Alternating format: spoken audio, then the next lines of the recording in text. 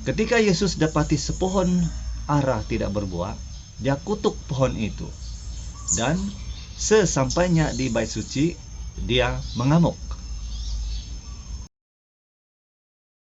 Ayat inti untuk hari ini terdapat dalam Yesaya 56 ayat 7. Dan orang asing yang mengikatkan diri kepada Tuhan untuk beribadat kepadanya, untuk mengasihi nama Tuhan, dan untuk menjadi hambanya, yaitu semua yang memelihara hari Sabat supaya tidak dicemari, dan yang berpegang kepada perjanjianku, mereka akan kubawa ke gunungku yang suci, dan akan kuberikan kesukaan di dalam rumah doaku. Korban-korban bakaran dan korban-korban sembelihan mereka akan diterima di atas mezbahku, karena rumahku akan disebut rumah doa bagi segala bangsa. Perkongsian firman untuk hari ini tertumpu kepada peristiwa yang direkodkan dalam Markus 11 ayat 12 sampai 26, yaitu pada waktu pagi dalam perjalanan dari Betania ke Yerusalem, Yesus merasa lapar. Betania kira-kira 2 batu dari kota Yerusalem. Jadi Yesus melihat sebuah pohon ara yang lebat daunnya, dan dia pergi ke situ untuk melihat kalau ada buah pohon ara itu. Perbuatan Yesus ini sebenarnya bukanlah satu tindakan mencuri buah pohon, ya.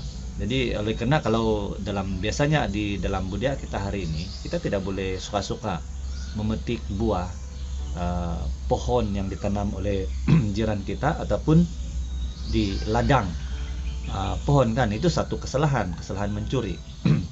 Tetapi peraturan dan undang-undang pada waktu itu dikatakan membenarkan orang yang lapar untuk makan makanan dari ladang jiran atau pokok buah-buahan, walaupun itu bukan milik kita.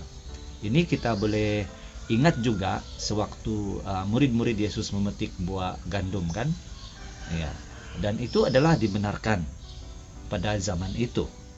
Ini rujukannya terdapat dalam Imamat pasal 19 ayat 9, Imamat pasal 23 ayat 22 dan 25. Namun ketika Yesus sampai ke pohon ara itu, tiada buah, dan memang pun tiada buah karena bukan musimnya, ya. Jadi Yesus berkata kepada pokok itu, dia bilang, tiada siapa akan makan buahmu lagi selama-lamanya. Dia macam mengutuk buah itu, kan, mengutuk pohon itu. Markus 11 ayat 14. Dan kita mungkin berpikir bahwa tindakan Yesus ini pelik, sesuatu yang mengherankan. Tetapi perbuatan Yesus selepas itu lagi mengejutkan. Apabila dia sampai ke kota Yerusalem, Yesus masuk ke halaman bait suci yang juga disebut sebagai Court of the Gentile, ataupun pelataran orang bukan Yahudi. Ada satu halaman di bait suci itu khusus untuk mereka yang bukan berbangsa Yahudi, boleh datang ke situ. Tetapi dia dapati tempat itu seperti pasar jual beli. Imam besar pada ketika itu ialah Kaifas.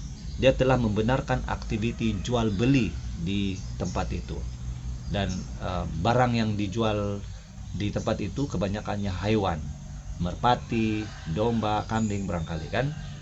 Hanya dikatakan di situ tempat berjual beli haiwan, dan ini bertujuan supaya terdapat supply tempat membeli untuk upacara korban di bait suci. Jadi para penjaga bait suci dan imam besar membenarkan orang ramai dan orang bukan Yahudi datang ke situ dan menjual haiwan di situ. Apa yang berlaku ialah terdapat dalam Markus 11 ayat 15. Lalu Yesus mengusir orang yang berjual beli. Dia memutarbalikkan meja pengurup uang dan tempat duduk penjual burung merpati. Kemudian dia mengajar mereka. Katanya, tidakkah tersurat, rumahku akan dipanggil rumah doa bagi semua bangsa, tetapi kamu telah menjadikannya sarang pencuri. Yesus menghalau penjual-penjual dari halaman itu supaya orang dapat beribadat dengan tenang. Ya, jadi tindakan Yesus ini adalah untuk clear ataupun membersihkan ataupun membuatkan tempat itu lebih selesa bagi orang yang datang pada waktu itu. Ingat, pada waktu itu ialah hari perayaan Paskah dan semua orang datang dari berbagai tempat datang ke Yerusalem dan untuk beribadah dan melakukan ibadah korban di Bait Suci. Jadi Yesus menghalau orang yang berjual beli di situ supaya tempat itu menjadi tenang dan lebih selesa bagi semua orang untuk beribadah dan berdoa. Tetapi tindakan Yesus ini membuatkan penjaga Bait Suci sangat marah sekali. Mari kita lihat di sini apa yang kita boleh pelajari. Yesus berkata bahwa Bait Suci itu adalah rumah doa untuk semua orang. Ini merujuk kepada Yesaya pasal 56 ayat 7. Dan ini berarti tempat itu bukan saja orang Yahudi yang boleh beribadah dan berdoa di sana, tetapi untuk bukan orang Yahudi juga, terbuka kepada semua bangsa, dia katakan. Dan Yesus berkata bahwa pemimpin telah menjadikan Bait Suci itu seperti persembunyian perompak, den of robbers, dia bilang. Dan ini merujuk kepada statement ini merujuk kepada Yeremia pasal 7 ayat 11. Dan setelah melakukan pelayanan pada waktu itu, ini kita lihat sebagai pelayanan Yesus di kota gitu kan. Di luar dia mengutuk pohon ara itu. Ini adalah pelajaran untuk murid-muridnya. Dan di dalam dia membersihkan halaman Bait Suci dan dia mengajar di situ. Dan sehari suntuk dia katakan melakukan pelayanan di kota itu. Dan setelah itu mereka selesai dan Yesus bersama murid-muridnya keluar dari kota itu dan kembali ke tempat tinggal mereka. Dan mungkin tempat itu yang dimaksudkan ialah di Betania, lebih kurang 2 batu dari Yerusalem. Keesokan paginya Yesus kembali lagi bersama muridnya ke kota itu. Dan dalam perjalanan itu mereka melalui jalan yang sama, dan murid-muridnya melihat pohon ara yang dikutuk oleh Yesus itu kering. Ya, kering, dan dikatakan sampai ke akarnya pun dia kering. Dan di sini ketika Yesus melihat keadaan itu, Yesus mengajar murid-muridnya tentang hal berdoa. Dia katakan secara ringkasnya apa yang diajarkan oleh Yesus pada waktu itu ialah doa kita dapat dijawab oleh Tuhan sekiranya kita berdamai dengan sesama manusia dan dengan Tuhan. Dan inilah yang kita boleh pelajari daripada pohon ara itu. Bagaimana dengan Bait Suci?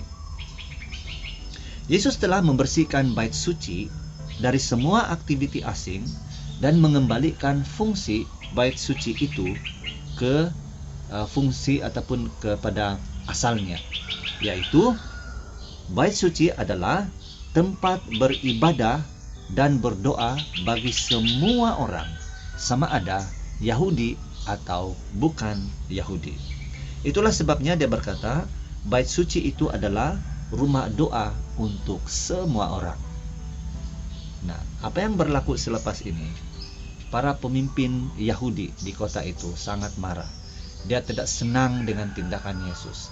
Dan disinilah mereka mula merancang untuk menangkap dan membunuh Yesus. Apakah yang akan terjadi pada hari berikutnya? Mari kita tanya diri sendiri. Apakah perkara yang Yesus perlu bersihkan dalam hidup kita ini? Teruskan bersama saya, Pastor Wilbon, bersama Firman Setiap Hari.